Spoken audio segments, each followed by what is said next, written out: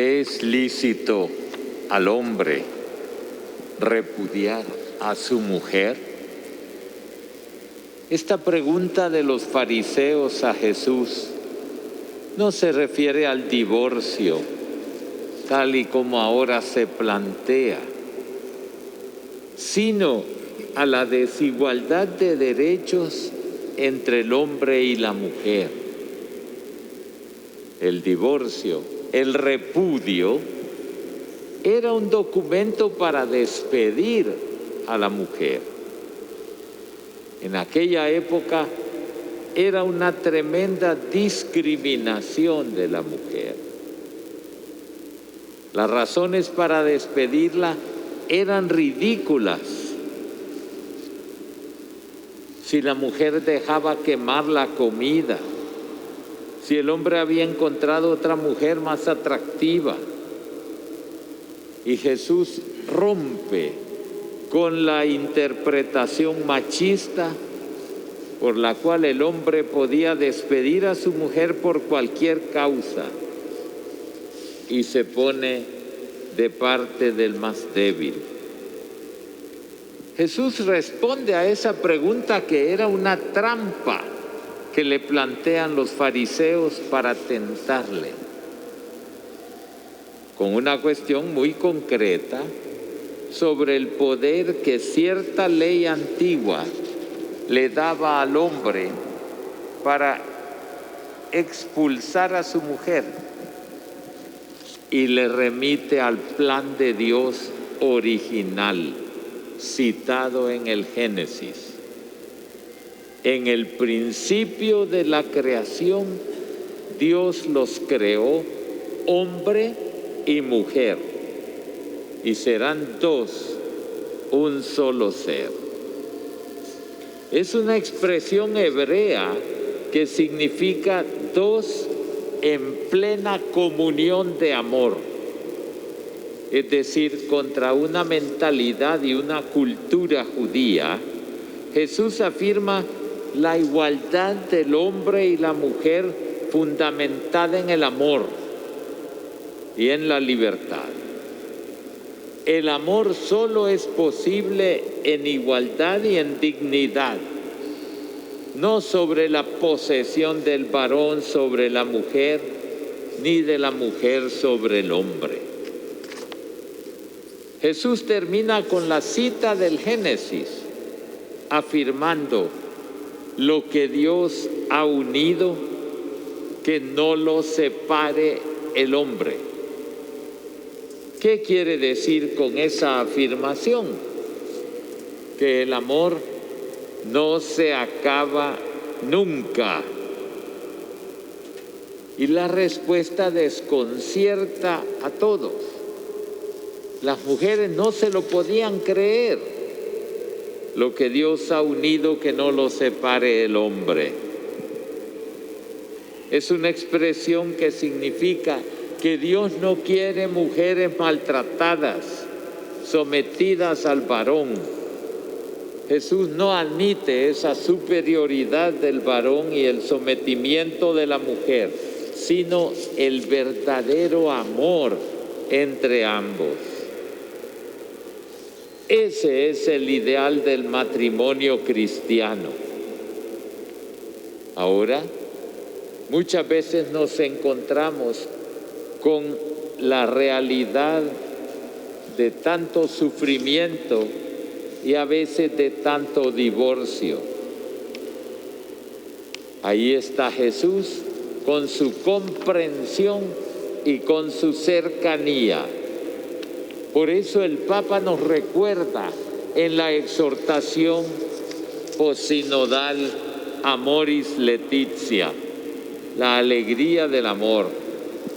Y cito: ellos no solo no tienen que sentirse excomulgados, sino que pueden vivir y madurar como miembros vivos de la Iglesia, sintiéndola como una madre que les recibe siempre y los cuida con afecto y los anima en el camino del Evangelio.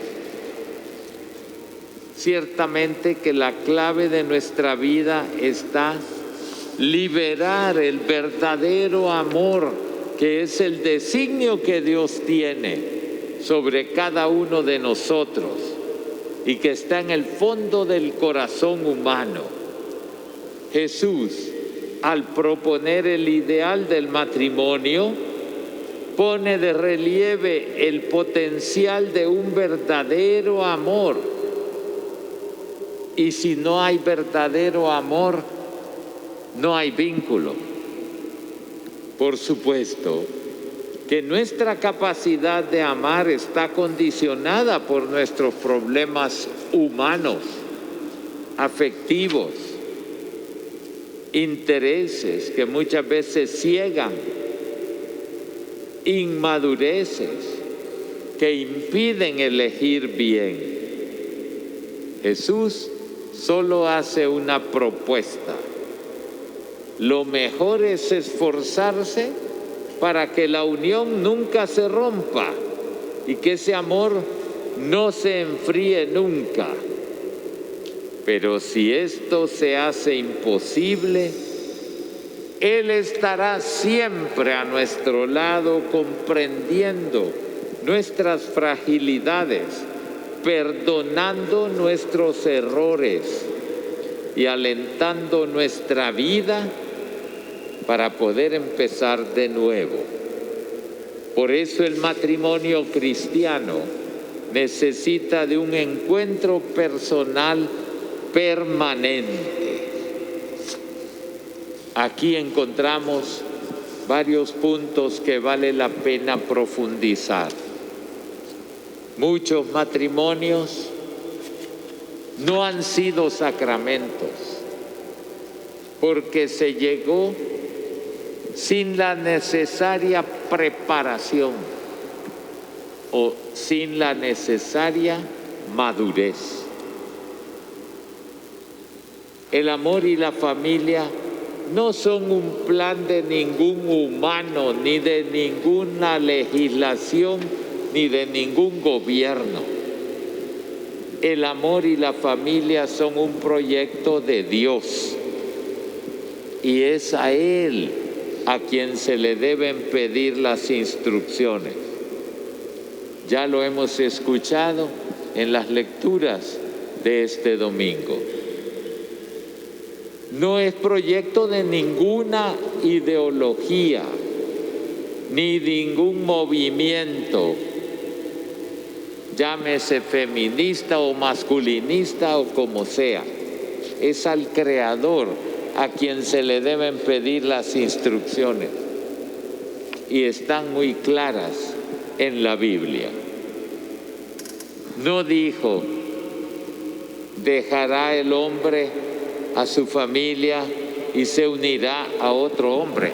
No lo dice la palabra de Dios. Pero hay tantos que posan por legisladores y no entienden la ley de Dios. Y ahí están haciendo caricaturas que llevan ciertamente al daño de la sociedad. Aquí hemos hablado ya de esto en el Congreso de la Familia, pero vale la pena, queridas hermanas y hermanos, que no nos dejemos desorientar ni por esas ideologías que quieren imponerse a la fuerza, aún sabiendo que son contra Dios, y que el que no piensa como ellos hay que insultarlo, hay que denigrarlo, hay que destruirlo. Ahí está muy clara la palabra de Dios. Y luego, tener presente la segunda parte del Evangelio de hoy.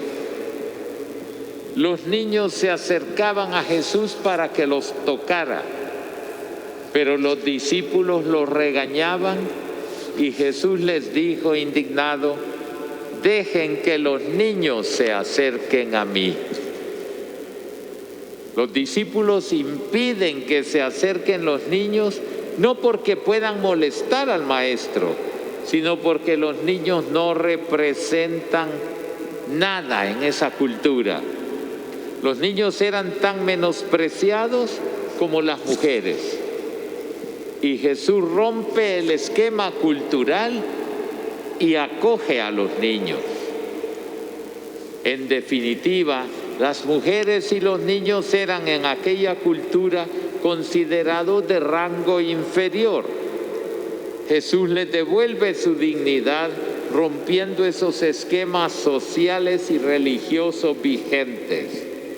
Esa es la novedad del Evangelio de este domingo. Además, el Señor Jesús, con su gesto de abrazar a los niños, va más lejos de lo que se le había pedido. Con ese gesto de ternura, manifiesta la preferencia de Dios por los que nada pueden ni valen humanamente. En los niños hoy podemos ver representado el amplio mundo de los pobres y los marginados.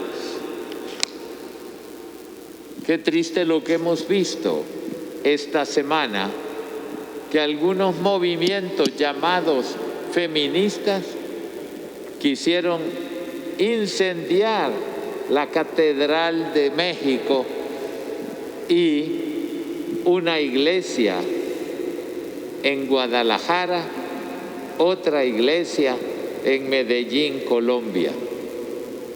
Miren ustedes cómo el enemigo, el demonio, se sirve de ideologías, y esos signos son signos de absoluta irracionalidad. Así como aquellos que creen que dañan a la iglesia escribiendo basura en la catedral, se dañan a ellos mismos. Muy claramente lo dice el Evangelio. Y eso es cultura del siglo XXI. Es volver al salvajismo. Eso no debe darse en nuestra Honduras. La fe cristiana nos dice claramente: somos hijos de un mismo Dios. No hay dos dioses, no lo hay. Hay un solo Dios. Y por consiguiente, si todos somos hijos del mismo Padre, todos somos hermanos. Aunque se piense de distinta manera, no somos enemigos. En Honduras no podemos permitir que después de 21 siglos y decir que somos cristianos, se albergue ese tipo de sentimientos. Ahora, en esta campaña política que se está llevando a cabo, ahí se verá retratado por quién hay que votar y por quién no hay que votar. Todo aquel que acude al insulto, al ataque personal y que no hace ninguna propuesta decente, no merece el voto. Lo que se está jugando no es simplemente lucha de partidos. Lo que se está jugando es el futuro de una Honduras mejor. Y una Honduras mejor no se hace con malos ciudadanos, se hace con los mejores ciudadanos. Y esto es una responsabilidad de cada uno. Ya lo hemos dicho en los comunicados de la conferencia episcopal. Si una persona sabe que alguno de estos o alguna de estas que van buscando cualquier puesto público y son personas que no están guiadas por los valores morales, no deben recibir los votos. Hay que tratar de escoger lo mejor y luchar por el bien común. Jesús termina diciendo: el que no acepta el reino de Dios como un niño, no entrará en él. Ser como un niño significa reconocer la propia pertenencia. Uno descubre quién es cuando cae en cuenta de a quién pertenece. Nuestra vida pertenece a Dios y ese es el camino para aceptar el reino. Que reconozcamos hoy que nuestra vida pertenece a Dios y que nuestro corazón canta la esperanza. Por eso le decimos hoy al Señor Jesús: Señor resucitado, en nuestra fragilidad solo esperamos en ti. Tú eres nuestra esperanza y nuestra alegría. Y que resuene en todos los matrimonios esta palabra: lo que Dios ha unido, que no lo separe el hombre. Y yo le añadiría: y que no lo separe otra mujer, porque muchas veces es la triste historia de familias que se han destrozado por infidelidad matrimonial. No es lo mismo cualquier unión que el sacramento del matrimonio, nos ha recordado el Papa Francisco.